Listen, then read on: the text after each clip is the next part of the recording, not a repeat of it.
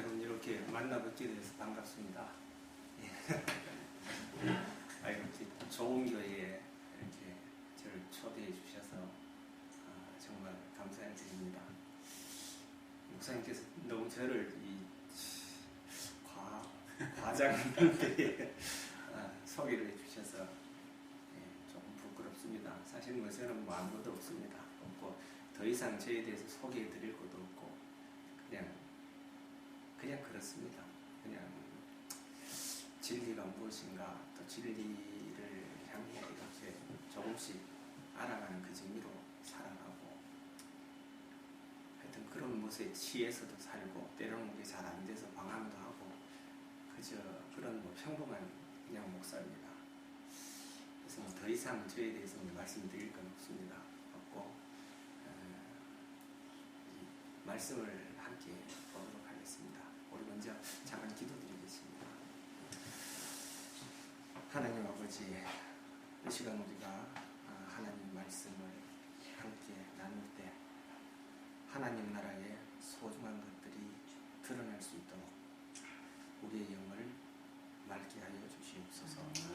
예수님의 이름으로 기도드립니다. 자, 말씀 함께 보겠습니다. 신약 성경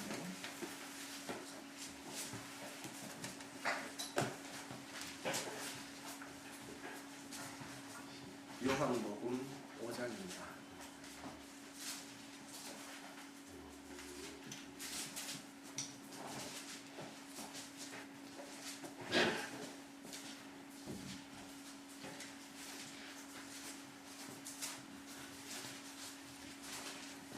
요한복음 5장 2절에서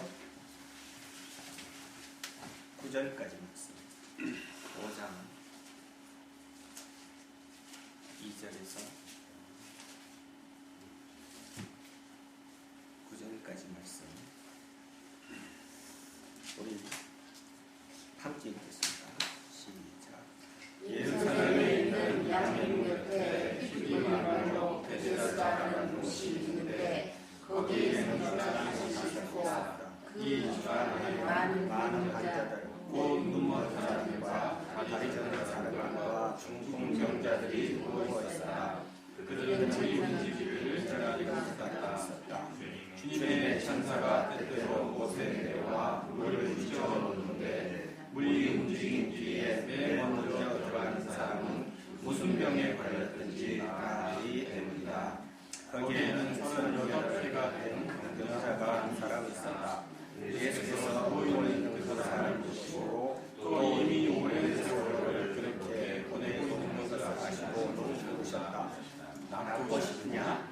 그 병자가 대답하였다. 주님, 물이 움직일 때 나를 들어서 못에다가 넣어주는 사람이 없습니다. 내가 가는 동안에 남들이 보다 먼저 못에 들어갑니다. 예수께서 그에게 말씀하셨다. 일어나서 내 자리를 걷어가지고 걸어가거라. 그 사람은 곧 나와서 자리를 걷어가지고 걸어갔다.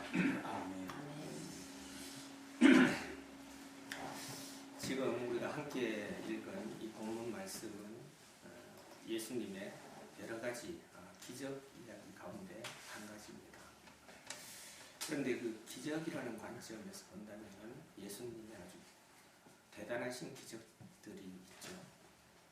죽은 자를 살리시고 무리를 걸으시고 또 오병이어의 기적을 일으키시고 그런 대단한 기적들이 있습니다.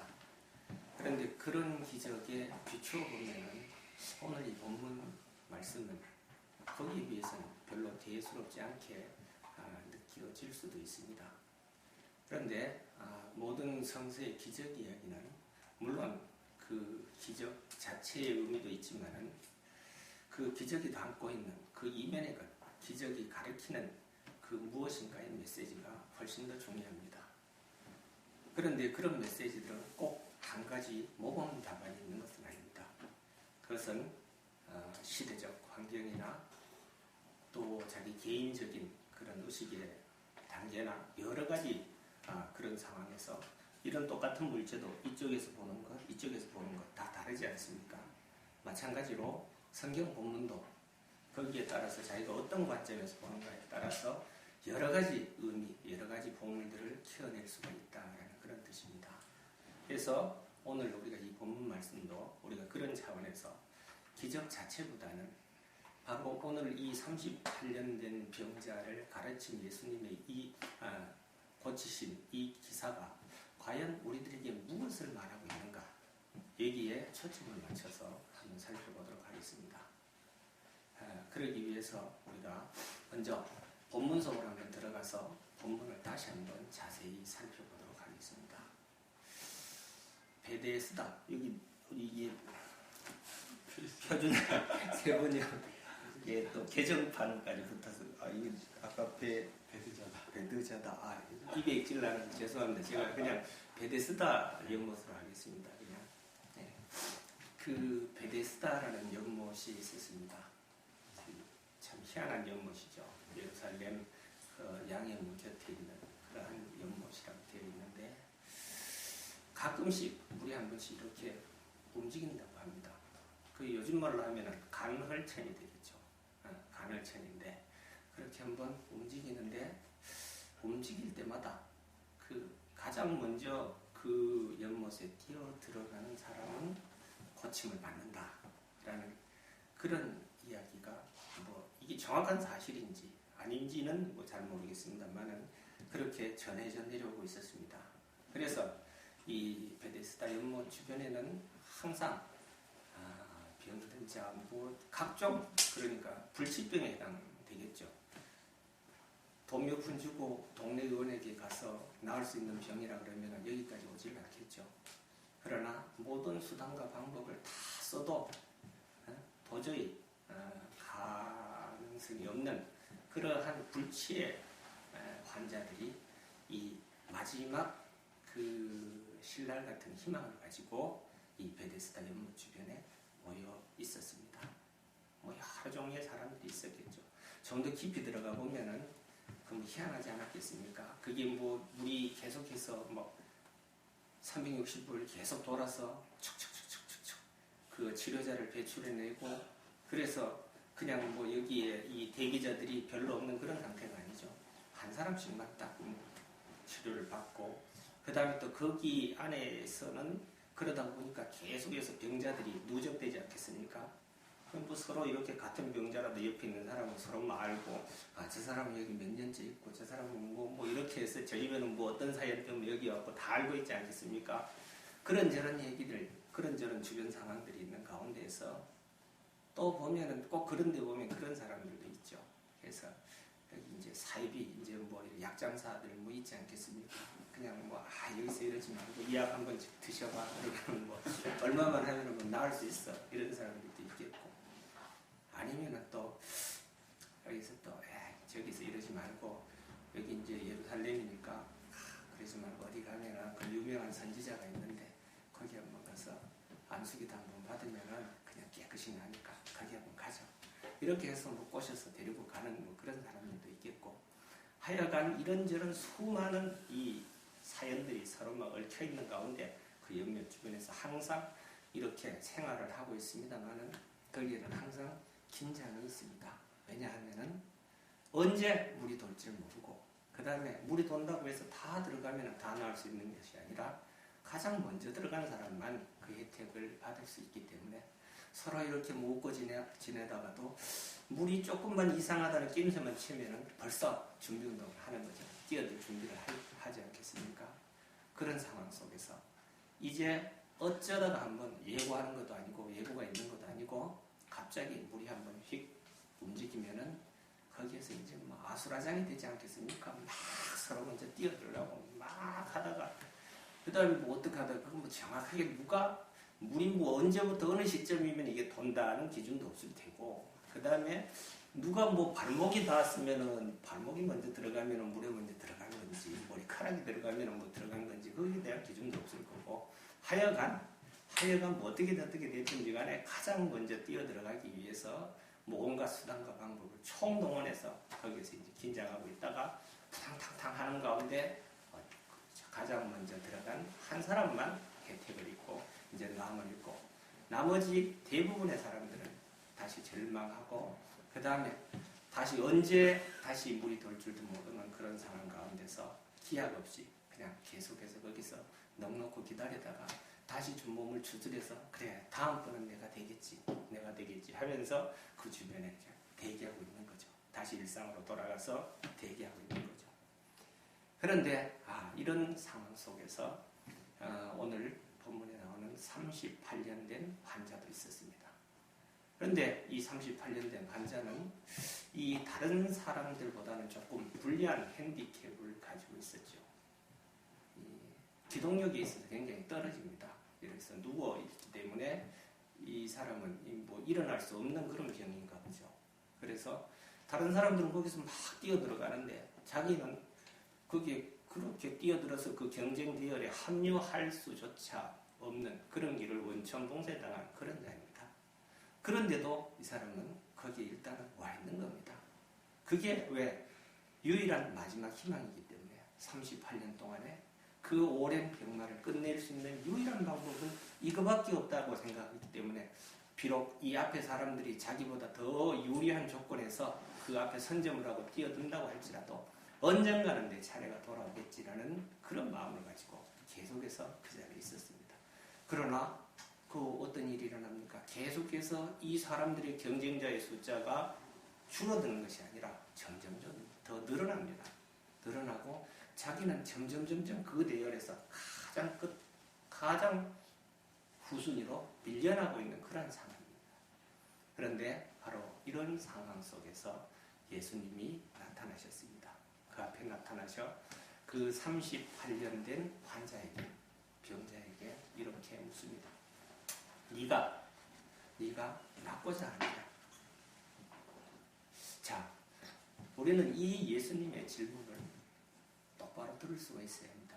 분명히 예수님께서는 너가 낫고자 하느냐? 이렇게 물으셨습니다. 그런데 이 38년 된 환자는 사오정처럼 엉뚱한 대답을 합니다. 네가 낫고자 하느냐라는 그 물음에 대한 정답은 예, 저는 낫고 싶습니다. 이게 정답입니다. 그런데 오늘 본문을 보면은 이 38년 된 환자는 그렇게 대답을 하지 않고 자기가 지금 이 처지와 형편이 이 모양 이 꼴이기 때문에 도저히 저 연못에 먼저 들어갈 수가 없습니다라는 하소연을 합니다. 하소연을 하면서 그 말을 이렇게 곱씹어 보면은 그 뉘앙스를 보면은 아이고 만약에 당신이 힘이라도 있으면은 나를 번쩍 들어서 거기 한번 던져 주시던가요? 라는 그런 의미가 밑바닥에 이렇게 깔려 있겠죠. 자, 그 말을 들으신 예수님께서 사령이다 딱 하지 않습니까? 이 경쟁 대열에서 그 동등한 경쟁을 하지 못하고 후미에 처져 있는 그런 자, 예수님 보기에는 관심 받기 딱 좋지 않습니까? 그런 자들, 지극히 작은 자들. 그런데 예수님께서 참 그 말씀을 들으시고 참 안 됐다, 정말 안 됐다. 그러면은 잠깐만 기다려. 그리고 천사들을 불러서 거기 물을 이렇게 휙휙 져서 물을 움직이게 한 다음에 자, 이번 판은 내가 이 38년 된 환자를 위해서 특별히 준비한 거니까 다른 사람들 조금 참으시고 이 사람만 먼저 들어가게 합시다.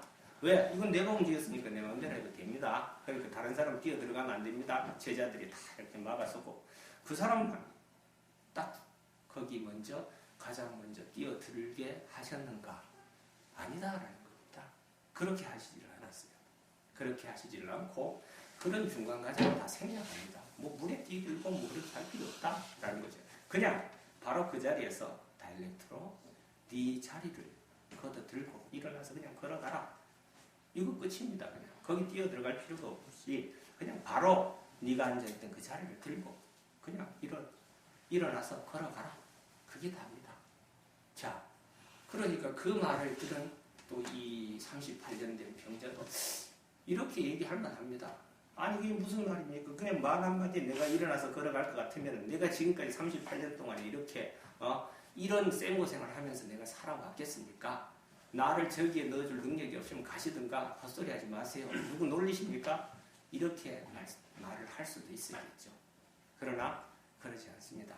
이 38년 된 병자는 그 예수님의 말씀을 그대로 그냥 받아들여서 그 자리에서 자리를 벌떡 들고 그냥 일어나서 걸어갑니다.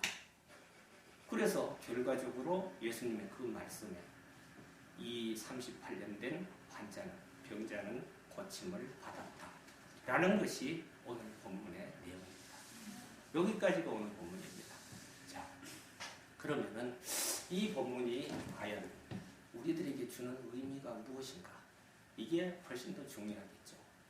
그냥 옛날에 예수님께서 38년 된 병자를 말씀으로 치유해 주셨다. 그러니까 믿어라. 그러면 당신도 된다. 이렇게 할 것 같으면 그 너무나 단순하고 또 그러한 믿음, 그러한 그 신앙은 굉장히 공허합니다. 실질적으로 우리들과의 어떤 이 접촉점이 없기 때문에 굉장히 공허합니다. 그래서 그런 공허한 신앙은 약간의 위기 상황이 닥치면 금방 흐트러집니다. 우리가 흔히 믿습니다 합니다. 믿음을 강조합니다, 기독교에서. 그렇지만 믿음이라는 것은 항상 그 반대편에 의심이라는 친구가 따라다닙니다. 내가 믿는다는 말은, 내가 믿습니다만은 나는 조금 아닌 것 같은데 이거를 극복하는 수단으로 믿음을 택합니다라는 그런 의미가 됩니다. 여기에 죄송합니다. 있으니까 여기에 지금 이 물이 있는데 이걸 가지고 그냥 여기 독이 들었는지 안 들었는지, 나는 안 들었다고 믿습니다. 이 말은 무슨 말입니까? 혹시라도 들었을지 모른다는 그런 뜻이 되겠죠. 그러나 난 알아, 이거 아무도 안 들었어. 알아버리면 그만입니다. 알아버리면 믿음의 세계가 필요가 없어진다 말입니다. 믿음은 항상 깨달음보다는 항상 그만큼 이렇게 떨어진 그런 차원의 신앙입니다. 자, 여기서 이제 우리가 이 오늘 본문이 주는 그 의미를 과연 오늘날 이 시대를 살아가는 우리에게 어떤 의미가 있느냐, 그걸 한번 살펴보겠습니다. 이 베데스다 연못 다시 한번 이렇게 가만히 살펴보면 두 가지 특징이 있습니다. 첫 번째는 경쟁입니다. 누구나 다 들어가는 것이 아니라 가장 먼저 도달하는 그 사람만 들어갑니다.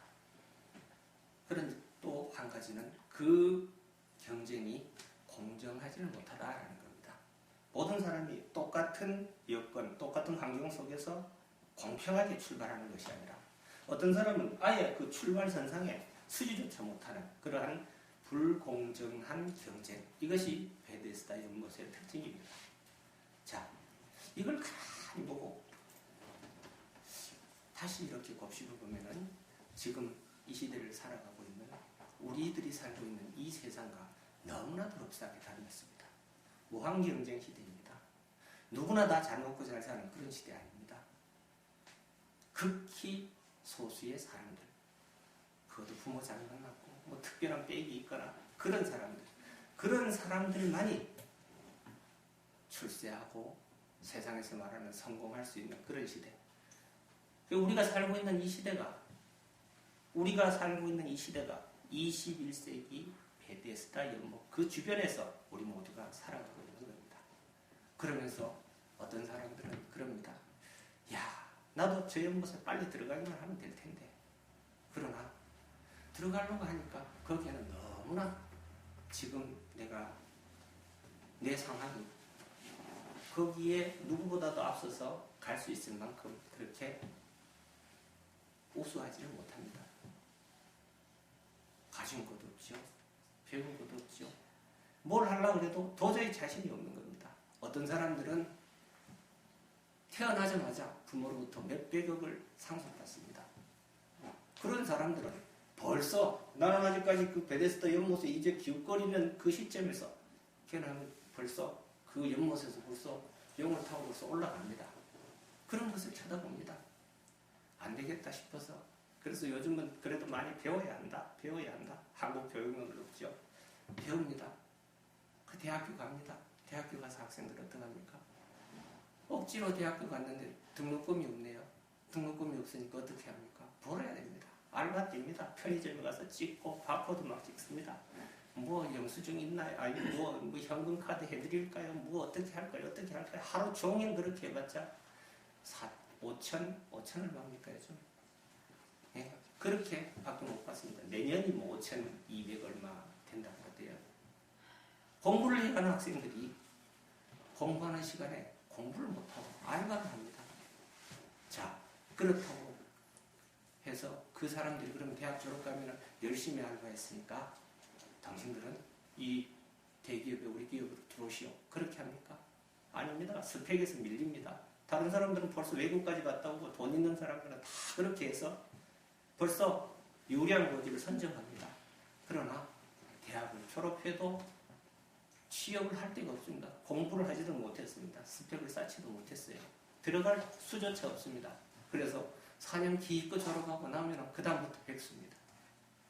그 다음부터 4년 동안 공부하면서 내 돈이 모자라니까 대출을 받겠죠. 학자는 대출 받습니다. 대출 받아서 어떻게 합니까? 그 나중에 고스란히 빚으로 남게 됩니다. 어떤 사람들은 태어날 때부터 200억, 300억, 몇백억씩의 재산을 상속받는 대신에 어떤 사람들은 많은 사람들은 대학을 졸업하자마자 빚쟁이, 채무불량자가 되는 겁니다.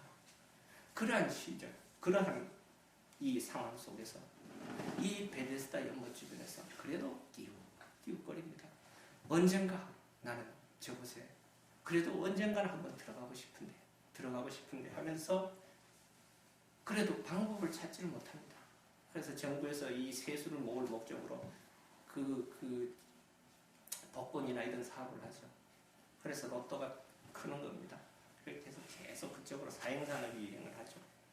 거기나 그나마 한 1등 정도 되면은 그래도 거기에 이렇게 웬만큼 그 연못에 들어갈 수 있는 자격이 있으니까. 그럼 로또 1등 되는 게 뭐 800만 원 일이라고 합니다. 그 번개 맞는 것보다가 확률이 더 높다고 그러대요. 그래도 맞는 사람이 있긴 있나 봐요. 몇 명씩 맞더라고요. 저도 사고한데 안 되더라고요. 5천원짜리도 안 되던데. 그런 상황 속에서 많은 사람들이 특히 우리 대한민국 이 빈부의 격차가 너무 커서 OECD 국가 가운데 지금 브라질 다음으로 빈부격차가 크다고 합니다. 우리나라가. 그런 상황 속에서 이제 다 그 베데스다 연못 주변에서 그냥 그래도 혹시라도 저곳에 어떻게든지 들어갈 방법이 없겠나 싶어서 그 주변에서 그냥 서성거립니다.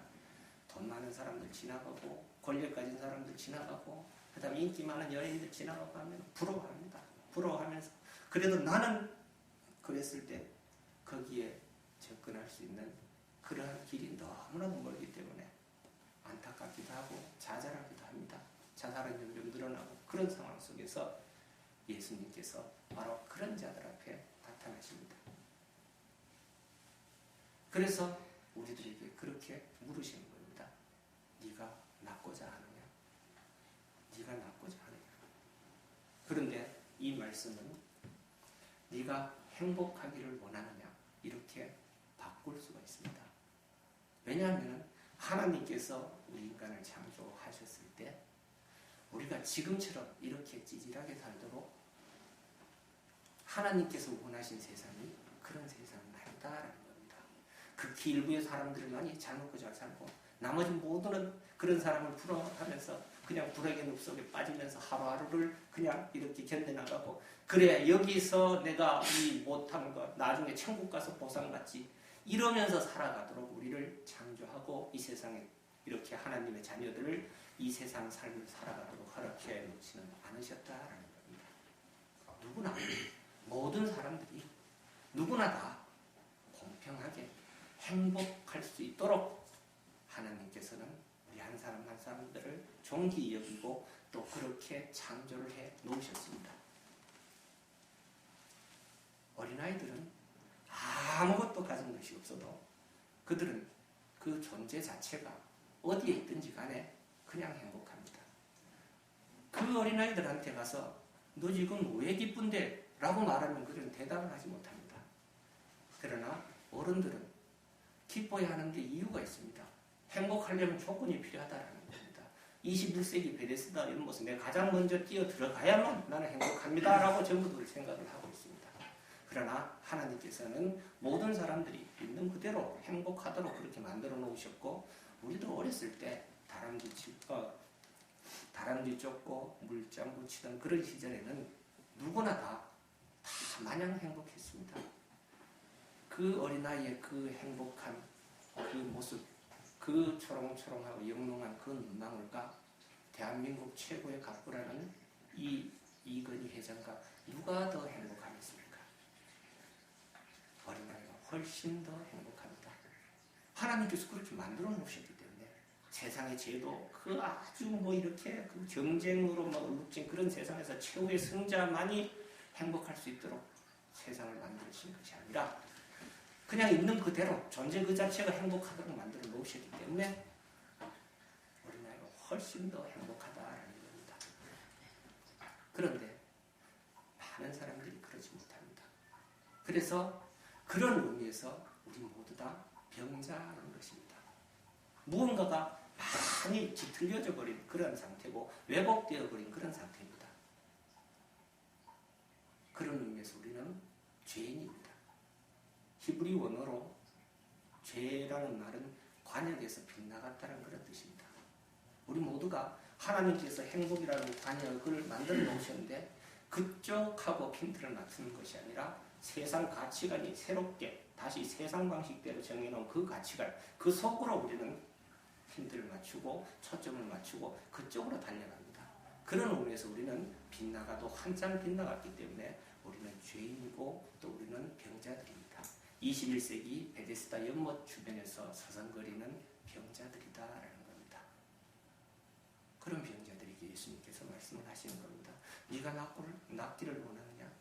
너가 행복하기를 원하느냐? 자, 그러면 우리는 당연히 예, 저는 행복하기를 원합니다. 이렇게 대답을 해야 정답입니다. 그러나 그러지 않죠. 기독교인들 기도합니다. 하나님, 저도 저 21세기 베데스다 연못에 보란듯이 뛰어들어가고 싶습니다. 내일 모레 우리 예수님입니다. 하나님, 제발 좀 잘 보게 해주셔서 우리 나중에 성공하는 길에 그래도 이렇게 지장 없도록 이번 수능 잘 보게 해주십시오. 이런 식으로. 아니면 지금 하나님, 내가 지금 이렇게 하나님 열심히 섬기고 이렇게 신앙생활 바르게 하는데 내 처지, 내 형편은 왜 이 모양 이 꼴이고 달라진 것이 없습니까? 하나님께서 분명히 우리들을, 하나님의 자녀들을 세상에서 부끄럽지 않도록 살아가도록 또 누구보다 돋보이게 해주신다고 해주셨는데 이게 지금 내 모양, 내 처지가 이 모양 이 꼴이니 이게 뭡니까? 이런 식으로 하소연만 하고 있습니다. 38년 된 환자가 예수님에게 예, 나는 낫기를 원합니다라고 한 것이 아니라 나는 빨리 전기에 들어가고 싶은데 들어갈 수가 없는 내 처지의 형편 잘 아시잖아요. 이런 식의 하소연을 마찬가지로 우리는 기도의 형식으로 하나님께 계속해서 올려드리고 있는 그런 실정이다라는 겁니다. 여기서 우리는 그 예수님의 그 말씀에 38년 된 환자가 반응했던 것과 동일한 반응을 할 필요가 있습니다. 만약에 우리가 네가 낫고자 하느냐, 네가 행복하기를 원하느냐, 여기에 대한 정답을 말하지 않고 계속해서 하소연만 한다면은 우리들의 짧은 생 내내가 가장 불행해질 수밖에는 없습니다.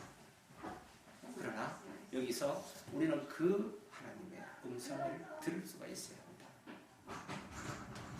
네가 21세기 베데스다 연못에 들어갈 필요가 없다. 거기에 들어가야만 행복이 주어지는 것이 아니다. 그냥 행복해라. 그냥 기뻐해라. 그냥 감사해라.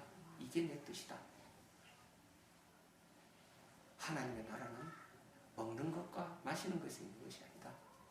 성령 안에서 의와 평강과 희락이다. 어디에서 머뭇거리고 있느냐? 그럴 필요 전혀 없다. 그냥 행복해라. 너가 지금 행복하지 못할 이유가 뭐가 있느냐? 그냥 행복하면 될 것 아니냐? 그냥 기뻐하면 될 것 아니냐? 너 어렸을 때 그런 적이 있지 않느냐?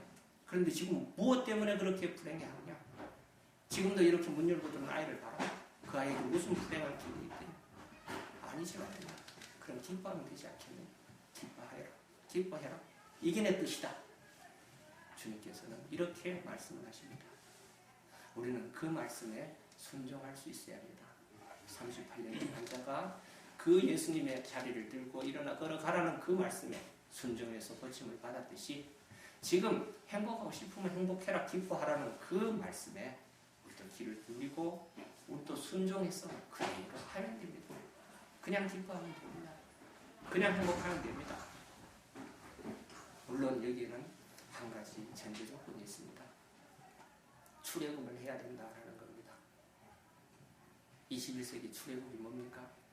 돈이 최고다는 그런 가치관이 지배하는 이 세상으로부터 자기 자신을 빼낼 수가 있어야 한다라는 겁니다.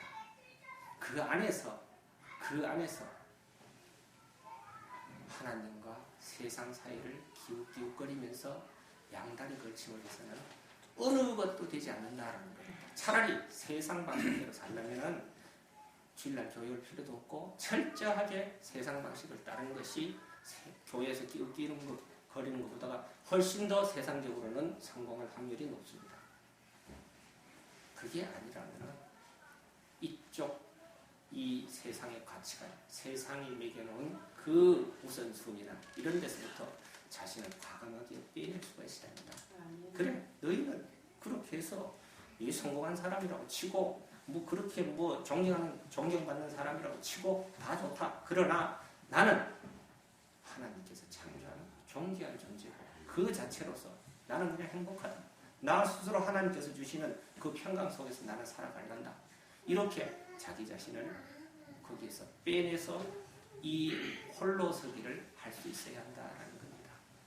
우리의 삶이 그렇게 되었을 때는 우리가 더 이상 21세기 베데스다 연못에 뛰어들기 위한 그러한 처절한 노력을 할 필요가 없다라는 겁니다. 그냥 행복한데 돈 드는 거 아닙니다. 그냥 행복하면 됩니다. 그런데 너무 우리가 세상에 찌들었기 때문에 그 가치관이 어떻게 보면은 하나님 말씀보다가 훨씬 더 우리의 뼛속 깊이 스며들었기 때문에 우리가 거기에서부터 우리 스스로를 빼낸다는 것이 그렇게 쉽지가 않다라는 겁니다. 내가 세상에 속하느냐 하나님의 자녀에 속하느냐 이것을 결정짓는 유일한 기준은 내가 세상 법칙에 따르느냐 하나님의 뜻에 따르느냐 여기에 따라서 결정이 되는 겁니다. 세상에서 나를 빼내는 그 작업만 내가 과감하게 할 수가 있다면 나는 지금 이 순간 지금 여기 우리의 삶의 자리에서 나는 행복한 인생을 살아갈 수가 있게 되는 겁니다. 자, 이렇게 해서 다시 행복한 삶을 하나님의 뜻대로 살아가는 사람들이 다시 21세기 그 베데스다 연못을 기웃거릴 필요가 있겠는가라는 겁니다. 강을 건넌 사람이 배를 짊어지고 다닐 필요가 없죠. 다시 배를 찾으러 돌아다닐 필요가 없다라는 겁니다. 38년 된 환자가 무한대국이 21세기 이 베데스다 연못 주변에서 왔다 갔다 사선이었습니까? 그냥 자리를 걸고 일어나서 걸어가면 그만이죠. 마찬가지로 기뻐하라 그러면 기뻐하면 그만입니다. 내가 기뻐한데 세상은 어떻습니까?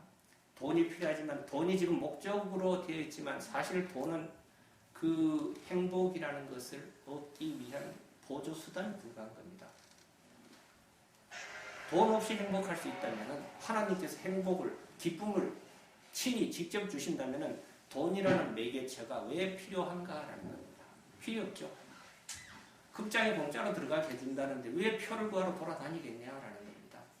마찬가지죠. 우리가 사는 이 세상에서 우리는 언제 어디서나 모든 것이 무료로 행복할 수 있는 것이 하나님의 자녀의 특권입니다. 이걸 우리가 이 세상에서 우리들이 남은 삶에서 누릴 수가 있어야 합니다.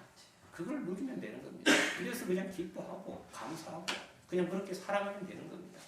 뭘 이렇게 심각하게 뭘 이렇게 할 필요가 없다라는 겁니다. 그냥 그렇게 살면 되는 겁니다.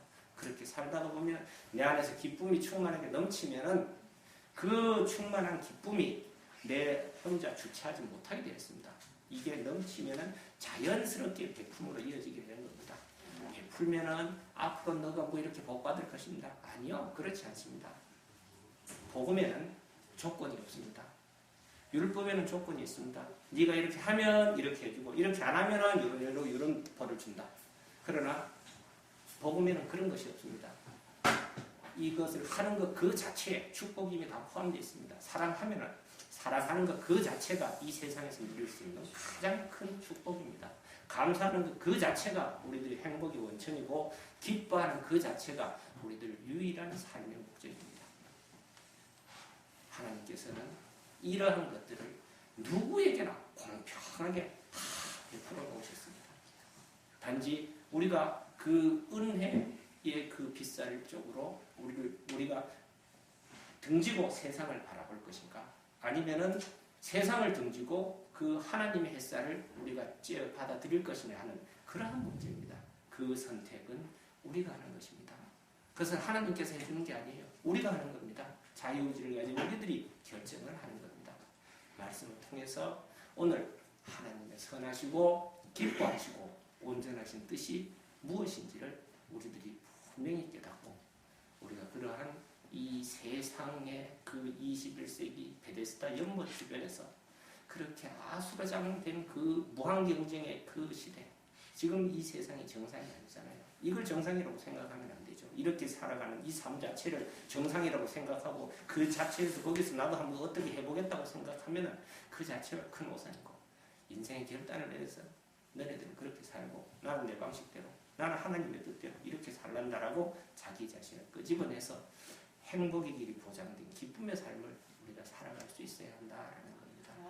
이것이 하나님의 뜻이고 또 우리들이 이렇게 살 때 우리들의 삶이 하나님의 나라가 바로 너희 가운데 있다는 그 말씀이 오늘날 이 시대를 살아가는 우리들의 삶의 자리에서 이루어지게 되는 것입니다. 그래서 오늘 말씀을 통해서 우리 모두가 그런 하나님의 뜻을 잘 깨닫고 세상이 아니라 하나님께서 주시는 기쁨과 만족 속에서 늘 행복한 삶을 살아갈 수 있는 우리들 되시기를 간절히 바라겠습니다. 네, 기도드리겠습니다. 하나님 아버지 감사합니다. 하나님께서 베풀어 놓으신 그 하나님 나라의 신명나는 삶을 그러한 삶의 초대에 우리 모두 다 응할 수 있게 하여 주시옵소서. 많은 것 필요한 게 아니라 단지 결단이 필요합니다.